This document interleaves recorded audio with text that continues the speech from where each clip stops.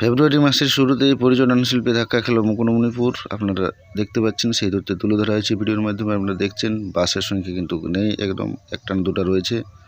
আর পর্যটকদের ভিড় একদম সামান্য কমে গেছে, একদম পর্যটক নেই বললেই চলে। আপনারা দেখুন, দেখতে থাকুন, ভিডিওর সাথে থাকুন। তা আপনারা দেখছেন মুকুটমণিপুর ড্যাম পার্ক।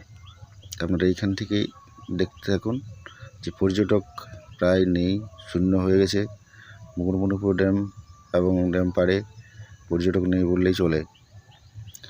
হঠাৎ করে এটা কমে গেল, এটা কিন্তু হয় না। মার্চ এপ্রিল পর্যন্ত পর্যটকের ভিড় থাকে। তো এবছর ঠিক কুম্ভমেলার কারণে হয়তো পর্যটকের ভিড়টা কমেছে। দেখছেন, সেইটাতে তুলে ধরা হয়েছে ভিডিওর মাধ্যমে। এগুলো একটা সৌন্দর্য এবং প্রাকৃতিক পর্যটক কেন্দ্র, কিন্তু এমন অবস্থা ভাবা যায় না, খুবই দুরবস্থা। দেখুন, একবারে ফাঁকা রয়েছে পাড়, কোথাও কোনো লোক নেই। দু একজন রয়েছে, সামান্য ভিড় নেই বললেই চলে, একদম ভিড় নেই, পুরো ফাঁকা পাড় রয়েছে। দেখুন, পর্যটক শূন্য হলো কিভাবে? শুধু কি মহাকুম্ভের জন্য নাকি? যা কোনো একটা কারণে কিন্তু এই সময় পর্যটকটা কম রয়েছে, খুবই কম, একদম। ফেব্রুয়ারির শুরুতেই এরকম একটা অবস্থা হয় না, মার্চ পর্যন্ত থাকে কমসে কম ভিড়টা, কিন্তু একবারেই নেই। ফেব্রুয়ারির শুরুতেই পর্যটক শূন্য হলো মুকুটমণিপুর।